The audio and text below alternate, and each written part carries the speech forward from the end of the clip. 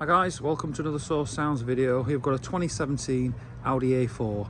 What the customer was looking for was adding a reverse camera into the factory screen. I'll show you what we've done, because this is just as good as it gets, i.e. integrates perfectly in the screen with moving grid lines. I'll show it you now.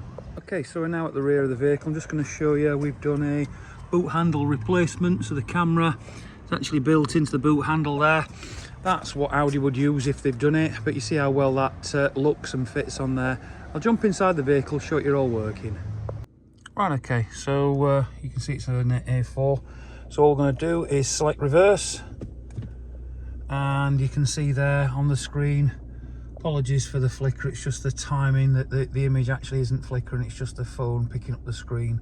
But then if we turn the steering wheel, you can see there that the grid lines move accordingly, so works really well. So for further information on upgrading the system in your Audi or any vehicle, give the specialists at Source a call on 0114 257 1550. Thank you for watching.